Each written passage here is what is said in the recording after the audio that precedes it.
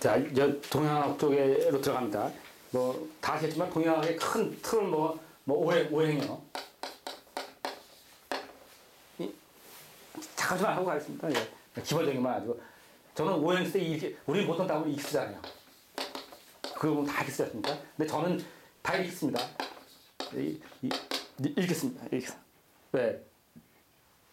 이렇게 쓴 적이 아마 제 글에서 이렇게 쓴 걸 아마 혹시나 제 글 속에서 이렇게 쓴 걸 한번 찾아 아마 없을 겁니다. 아마도. 네. 다 이렇게 씁니다. 오행, 구궁, 팔괴, 네. 이런 식으로 씁니다. 왜? 원래는 이렇게 썼지 않습니까? 네? 이게 수고, 이게 상입니다. 그러니까 상이란 뭐예요? 모양을 얘기하는 거고요. 이건 수를 얘기하는 겁니다. 그러니까 5개의 이 오행이라는 말은 뭐냐면 5개의 흐름이라는 얘기예요. 그렇잖아요? 이걸 가지고 번역을 하는데 이렇게 번역을 해야겠습니까? 이게 맞겠습니까? 제가 볼 때 이게 가장 잘 들어온다는 얘기죠. 이 오행의 그 근본, 그 뜻을. 그래서 조금 뭐라도 이렇게 쓰니까 습관이 돼가지고 이제 이렇게 다 쓰는 거예요. 그리고 이렇게 씀으로써, 이거 5고 이게 9고 8이구나. 이게 7점이구나. 이게 7점이구나. 이런 식으로 숫자가 들어가면서 나름대로 세상을 그렇게 볼 수가 있어요. 수를 가지고. 이렇게 해버려서 그냥 이건 말이잖아요. 말. 이거 수고. 이거 상수고. 네. 이건 말이잖아요. 그러니까 세상을 볼 때 숫자를 볼 수가 있는, 이렇게 되는 거예요. 그래서 이렇게 그 재미가 있어요. 이게 오행이고요. 오행은 뭐냐면 세상에 5개의 흐름이 있다는 겁니다. 크게. 5개의 모양이 있다는 게 아니라 오행의 가장 중요한 건 뭐예요? 모양이 아니라 행인데 흐름. 5개의 흐름이 있다는 거예요. 5개의 흐름이. 시간적인 접근입니다. 흐름이 있다는 겁니다. 오행이. 이게 오행의 개념이고요. 그리고 음양은요. 우리 다 아는 얘기지만 제가 주역 강의 처음에 그렇게 시작합니다. 음양 얘기하면서 이게 아주 우락부락한 남자가 있어요. 우락부락한 사람이 있습니다. 근데 이 우락부락한 사람이 이게 양입니까 음입니까 이렇게 시작한단 말이에요. 공부 많이 하시는 동양 많이 하신 분한테 제가 물어봅니다. 이게 음입니까 양입니까? 그럼 이거 질문이라고 하냐 속으로 이러면서 양이요 이러고 대답한단 말이에요. 예? 그럴 거 아니겠습니까? 공부 많이 하는 분이야. 근데 꽝 땡입니다. 이 사람 동양 모르는 사람입니다. 왜 그럴까요? 비교 대상이 있어. 아이고 두 번 하셔서 기가 막히네. 기가 막히네. 잘 기가 막히네. 네. 음양은요 반드시 비교 대상이 있는 겁니다. 그러니까 이 우락한 남자가 있지 않습니까? 얘보다 더 우락한 남자. 이거 아세요? 이 사람은 음이에요. 그죠? 음양을 잘 따로 하나 가지면 양인지 뭔지 판단할 수가 없습니다. 반드시 비교 대상이 하나 있을 때 이건 음양이 결정되는 겁니다. 와 대단해. 물론 어렵지 않은 건데 어려운 거 아닙니다. 어렵지 않은데 우리는 이렇게 안 배운단 말입니다. 이렇게 공부를 안 하고 이런 식으로 공부를 안 한다는 거예요. 그냥 하는 겁니다. 우리 말로 그냥 한다는 거예요. 네. 그러니까 반드시 비교를 놓고 하는 겁니다. 비교 대상이 하나 기준이 있습니다. 네, 이게 음양입니다. 어렵지 않습니다. 그러니까 비교의 짝만 하나 있으면 음양은 모두 판단할 수 있다는 거죠. 금방 쉽게 판단해야죠. 그래서 음양의 차이는 그래서 뭐예요? 음양의 가장 특징이 뭐냐요? 음양의 가장 특징 하나는 뭐냐면은 음양의 가장 특징은 뭐예요? 어렵죠. 음양의 가장 특징이 있습니다. 아까 음양은 비교의 대상이 맞지 않습니까?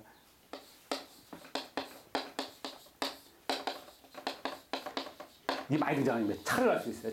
차인데 어느 정도 차를 가려면 이 머리털만큼의 그냥 나옵니다. 머리털만큼의 차이도 알 수 있어요. 서로가. 왜? 음양이 서로 비교해서 아까 얘기했을 대로 서로 저울에서 다뤄놓으면 어떻습니까? 둘의 차이가 머리털만큼의 차이가 있어도 서로가 누가 음인지 아닌지 구분해낼 수가 있잖아요. 그만큼 미세하게 차이도 우리는 음인지 아닌지 서로가 구분해낼 수 있다는 거죠. 머리털만큼도. 이게 가장 큰 틀입니다. 전체적으로 이게 숫자가 1, 2, 3, 4 가지고 그 머리털까지 차이가 나겠습니까? 그러면 소수점 0.001이라도 우리는 차이로 구분해낼 수가 있다는 거죠. 근데 이거 숫자로 차이 나면 얼마나 어렵습니까? 0.0001이라는 것은. 근데 둘이만 명확히 둘이 비교하면 0.001을 비교할 수 있다는 거죠. 이게 음양의 차이예요.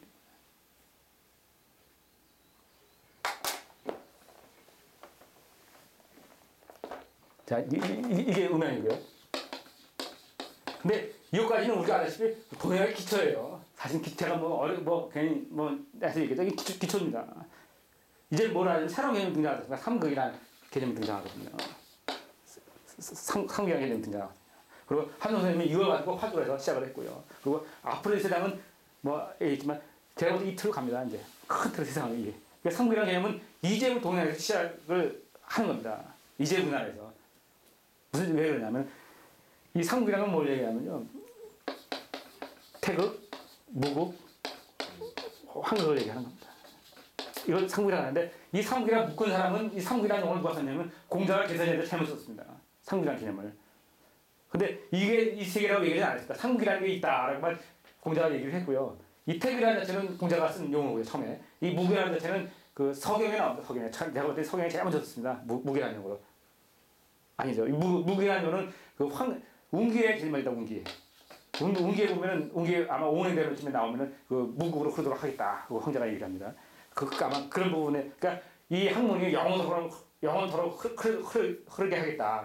무국으로 영원히 가게 하겠다. 그 말을 이제 무국으로 흐르게 하겠다. 이런 식으로 쓰면서 무기라는 용어가 처음 나옵니다. 그리고 아마 이 황기라는 용어는 서경에 나올 겁니다. 아마 이렇게 해서 이런 개서전이고요. 주역이고요. 이런 식의 용어가 틀만 있는 것 같다가 나중에 삼국이라는 개념을 붙이면서 이 개념을 등장을 시킵니다. 어차피 3이라는 게 등장을 해야 되니까요. 네. 이렇게 해야 되는 건데, 이 태극과 무기라는 것은 뭐냐면, 아시다시피 주자할 때 보면은, 태극도설에 보면은, 무국이 태극이요. 뭐, 이렇게 해서, 뭐, 유명한 용어입니다. 예. 무국이 태극이 무국이요. 뭐, 이러면서, 이 무국이라는 게 뭐냐라는 개념을 가지고 등장하기 시작합니다. 그때가 이제 화두가 돼서 시작을 한 거죠. 송나라 말 때. 그러면서 조선시대에 넘어오면서, 500년 내내 한국 무기에 대해서 얘기를 하고 싸우고 서로 막 이래가지고 500년이 흘러간 겁니다. 하루에 아침에 세우는 게 아니고. 이게 왜냐면 때가 다 돼요. 근데 조선 말에 이제 일본 선생이 황국이라는 걸 끌어들이면서 이 삼국을 설명하면서 세상을 우주를 설명하기 시작했죠. 그게 정역입니다. 쉽게 얘기하면. 세계관이 논리합니다. 그래서 정역을 보시면 정역이 조금씩 뭐 우주만화 원리 책을 보다 보면 정역이 나오는 게 조금씩은 다 압니다. 우주만화 책을 하시는 분들은. 그러니까 정역이 선생님이 알려진 거는 큰 틀은 뭐 이정호 선생님이 했습니다만은 대부분이 보면은 이 우주만화 원래 책을 가지고 정역이라는 것이 존재한다는 걸 알죠? 예. 저도 그렇게 알았습니다. 우주만화 원리 공부하면서요.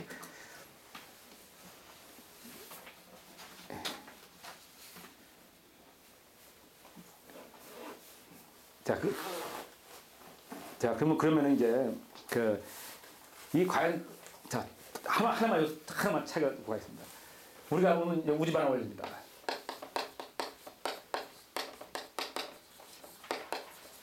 그리고 원리가 또 하나 있어요. 그 한유성 씨가 지금 역학 원리 강화.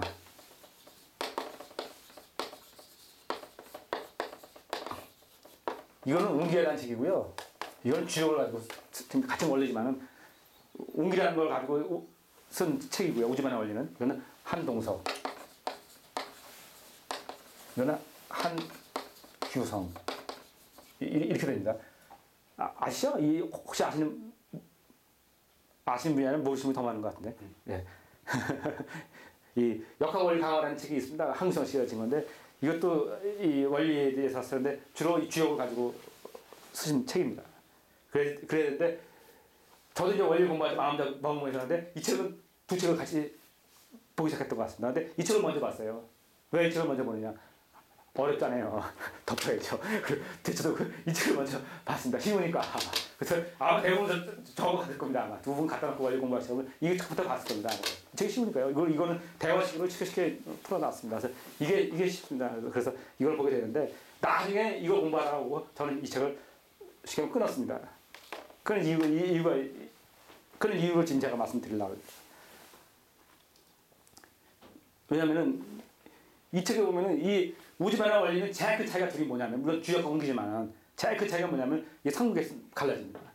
우주만화 원리는 시작을 삼국으로 시작합니다. 그래서 삼국이라는 설정을 가지고 합니다. 근데 여기서 삼국이라는 얘기가 개념이 잠깐 등장을 합니다. 뭐라고 하냐면 삼국이라는 얘기 뭐 한국은 등장하지 않고요. 태극과 무국이라는 얘기를 합니다. 태극 무국을 얘기하면서 이거는 뭐냐면 태극과 무국은 같은 개념이다. 근데 괜히 말을 만들어서